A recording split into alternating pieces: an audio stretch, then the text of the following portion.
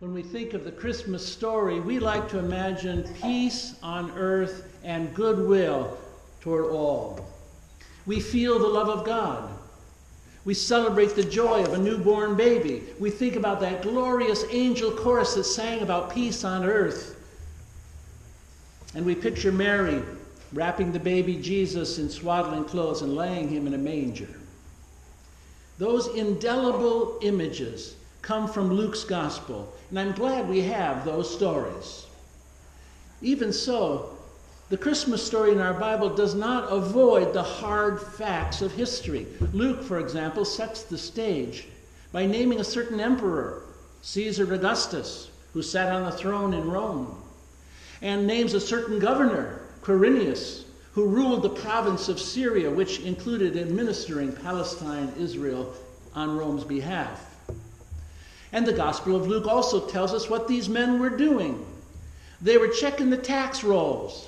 They were requiring first-time ever census of their subjects, much like our own federal government it will be doing this year in taking the U.S. Census. This was the first of those. And as the old year closes and the new year begins, for most of us that means the Internal Revenue Service requirements for paperwork have also started.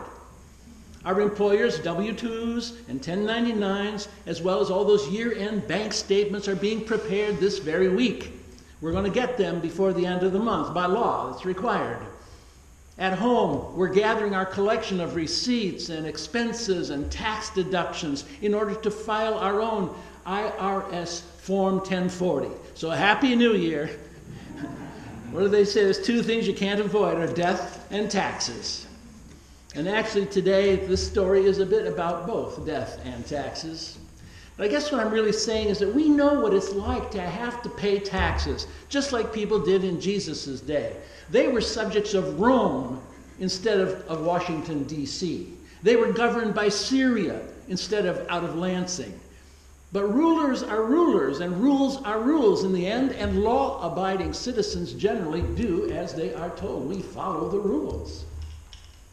Luke tells us that it was in an effort to register their family in the right jurisdiction, that is, to be counted as Judeans in the census, because they belonged to the house and the lineage of David, that Joseph took Mary with him on that journey of about 80 miles south from Nazareth in Galilee all the way down to the little town of Bethlehem, the house of bread in the shepherd hills of Judea. And that's where their firstborn son, Jesus, was born. That's the Christmas story, as Luke tells it. In today's reading from Matthew's Gospel, nothing is said about Caesar. Nothing is said about the census. Nothing is said about the governor of Syria. Instead, Matthew focuses entirely on Herod, the king of the Jews, and the capital city, Jerusalem of Judea. And I quote again what Beth read for us. Now, when Jesus was born in Bethlehem of Judea, in the days of Herod the king, behold, wise men from the east came to Jerusalem, saying, Where is he who has been born King of the Jews? For we have seen his star in the east. We have come to worship him. When Herod the king heard this, he was troubled, and all Jerusalem with him. Unquote.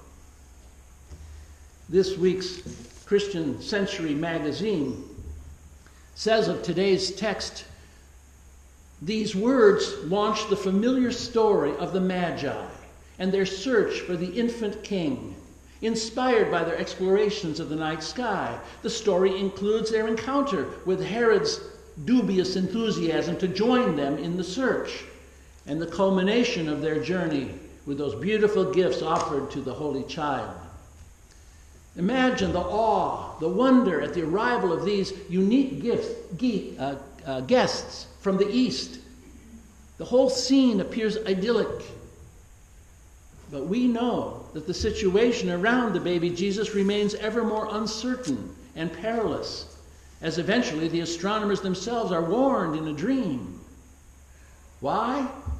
Because Jesus was born in the days of Herod the king. These words are more than a temporal marker. They highlight the specific cultural, social, and political climate. When King Herod heard the message from the Magi, he was frightened, and all of Jerusalem with him. And this indicates that these powers, these principalities, are ever ready to annihilate any glimmer of God's salvation at hand. Unquote. Christian Century. The news of a newborn king was frightening. King Herod, who had been reigning king of the Jews for 30 years already, was troubled to discover there was someone somewhere out there who had been born king of the Jews. But you see, Herod himself was not Jewish. He was Idumean, that is, he was from the Arabian Peninsula to the south of Judea. Herod was a foreigner on the throne. He had first been made king of the Jews by Julius Caesar of Shakespeare's fame. Herod was then reconfirmed as king of the Jews by Octavius, Caesar Augustus, and he had been ruling Israel from his palace in Jerusalem for 30 years. Herod knew that many of the leading Jewish families were offended that their king was not a bloodline descendant of David. To get a feel for it, I'd like you to imagine the uproar if a Palestinian were elected to be prime minister of Israel today. Right? Out with Benjamin Netanyahu, in with somebody from Hamas or the PLO. The Orthodox Jews in Jerusalem would have a fit. Well, such was the resentment in Herod's day that he was not born a Jew, and he'd been made king of the Jews by the Romans. During those 30 years in power, Herod tried to appease the people of Jerusalem, first by building them a fabulous temple on a grand scale. It was one of the wonders of ancient architecture. Herod's huge, grandiose temple had just been completed when Jesus visited it when he was 12 years old. It was brand spanking new, still sparkling. This is the place where the chief priests and the scribes worked. These are Herod's own set of wise men whom he consulted.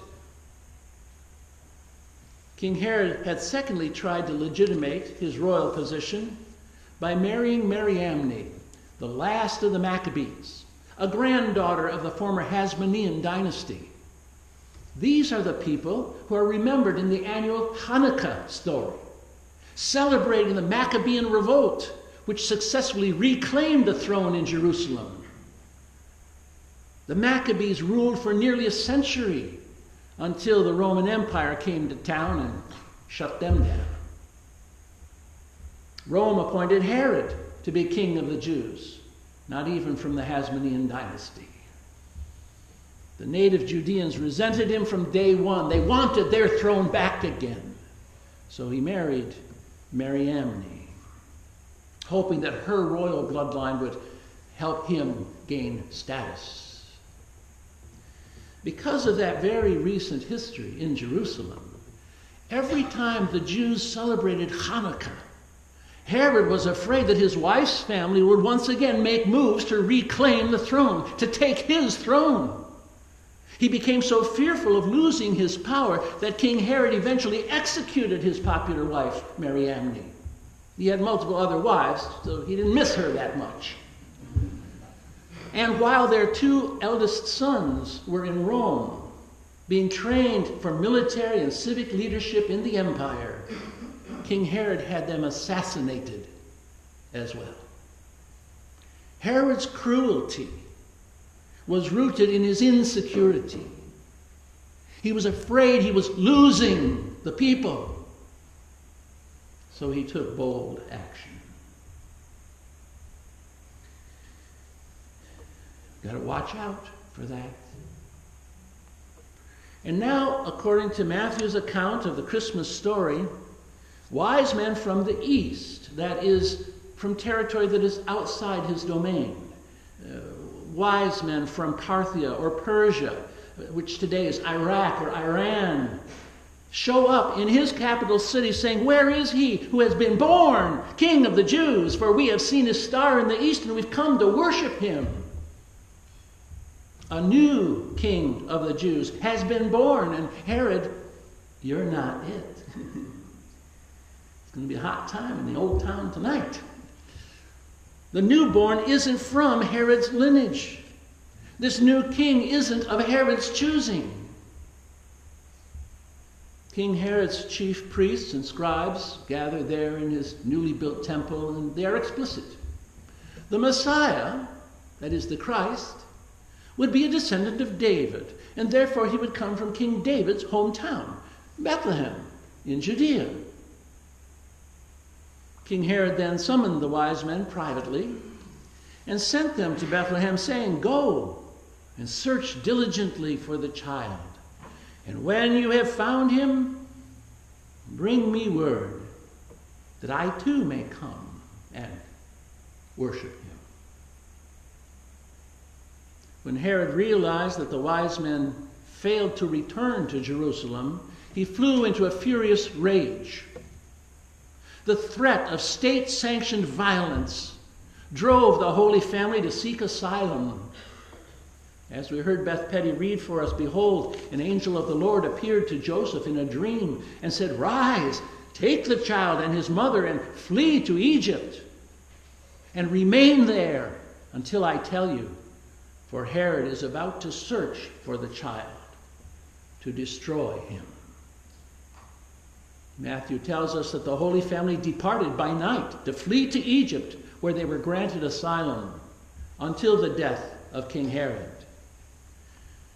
What this means is that when Jesus was a child, apparently he had no official documented home of record at all. Not in Nazareth, not in Bethlehem,